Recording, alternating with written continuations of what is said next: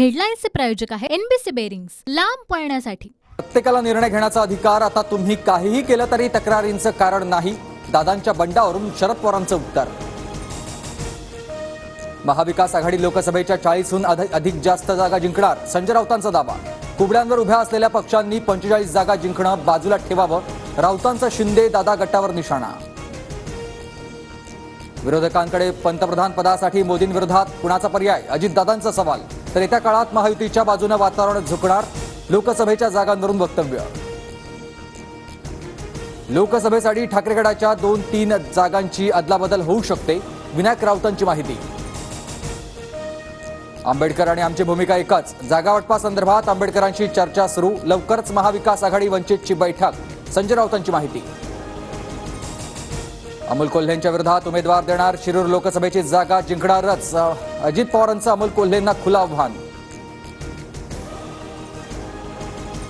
निवडणूक आव्हान देण्याची नव्हे, प्रतिनिधित्व करण्याची गोष्ट, आणि दादा मोठे नेते, त्यांना प्रत्युत्तर देण्याइतका मी मोठा नाही, अमोल कोल्हेंची प्रतिक्रिया।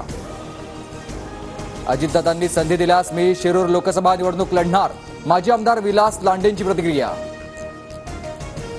सलीम कुत्ता प्रकरणात सुधाकर बडगुजरांसह 19 जणांची आज पुन्हा चौकशी, भाजप पदाधिकाऱ्याच्या सहभागाबाबत बडगुजर काय बोलणार याकडे लक्ष। ठाकरे गटाचे आमदार राजन साळवींच्या कुटुंबियांना एसीबीची नोटीस, साळवींचे भाऊ, वहिनी आणि पुतण्याची चौकशी होणार।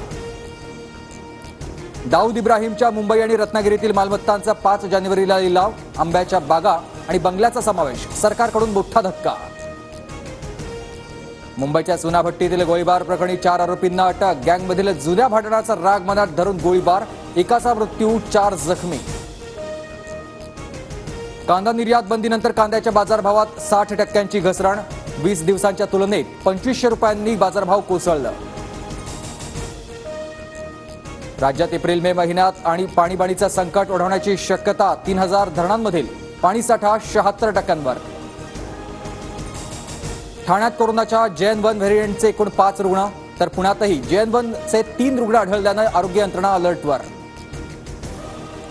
देशात कोरोना रुग्णसंख्येत वाढ, गेल्या 24 तासात 656 नवे रुग्ण, 3742 सक्रिय कोरोनाबाधित। देशातील राज्यात कडाक्याची थंडी, तर काही राज्यांमध्ये पुन्हा अवकाळीची शक्यता, भारतीय हवामान विभागाचा अंदाज। माजी पंतप्रधान अटल बिहारी वाजपेयींची आज जयंती, जयंतीनिमित्त राष्ट्रपती, उपराष्ट्रपती, पंतप्रधानांकडून आदरांजली। देशभरात नाताळ सणाचा उत्साह, अनेक प्रमुख चर्चसह इतर स्थळांवर आकर्षक विद्युत रोषणाई, ख्रिस्ती बांधवांमध्ये नाताळचा मोठा उत्साह। जोधपूरमध्ये दुकानात घुसून तरुणावर तलवारीनं हल्ला, भाटी चौकातील घटनेचं सीसीटीव्ही फुटेज समोर।